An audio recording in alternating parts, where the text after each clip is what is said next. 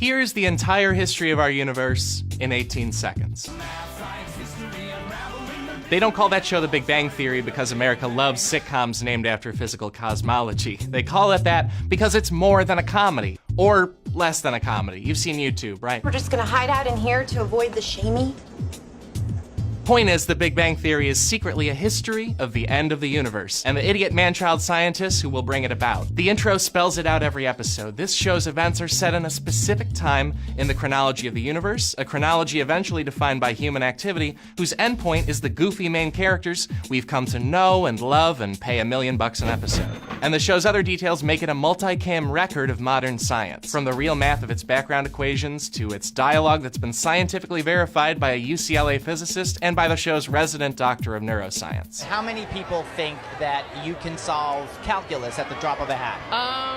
I actually was trained in calculus. The Big Bang Theory depicts the Newtons and Teslas of our time to explain their downfall. Because we aren't seeing thinkers in the mold of serious scientists of yesteryear, hunkered down at Los Alamos or Oak Ridge in radioactive typewriter cubicles. No, these millenniadorks spend their time goofing off and going girl crazy, like a Poindexter CBS Friends, right down to living in the West Coast version of that apartment. On The Big Bang Theory, we watch the greatest minds of our generation waste their talents to focus on reading Green Lantern comics and banging Cheesecake Factory waitresses. Those would-be Enrico Fermis are such jerk-offs that they're using their knowledge to program robots to literally jerk them off.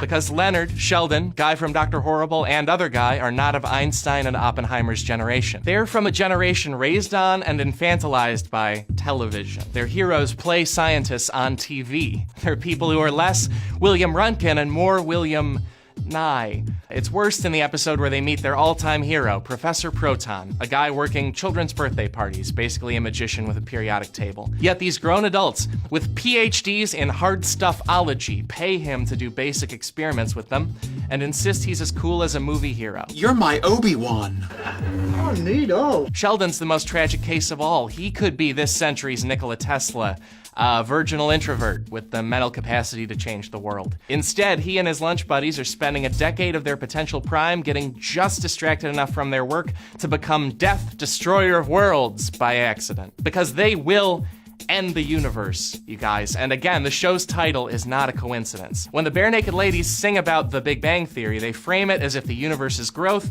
and human technology's advancement are two processes spinning out of control. Erasmus Darwin theorized an expanding universe as early as 1791, and we've been able to measure its movement for almost a century. Now, if the universe is infinite in extent, the cosmological principle does not apply, and the expansion speed does not exceed the escape velocity, then the mutual gravitational attraction of all its matter will eventually cause it to contract.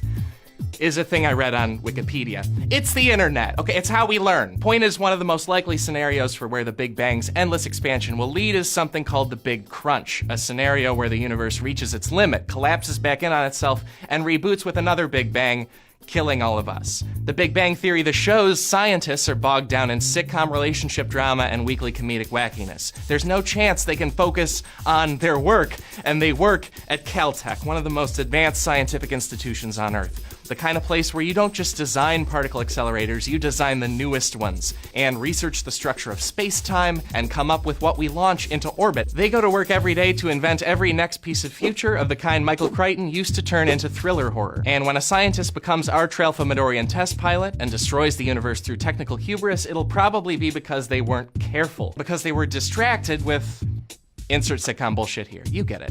And yes, I don't know exactly how humanity might induce something like the Big Crunch, but that's because the show about how that happens is renewed through 2017. So go ahead, Chuck Lorre. Keep drawing out the inevitable will they or won't they, because everyone knows the TV answer is always will they will. Whether it's Ross and Rachel or the universe and its heat death that's gonna kill us, man. I'm done. Why are we even making this?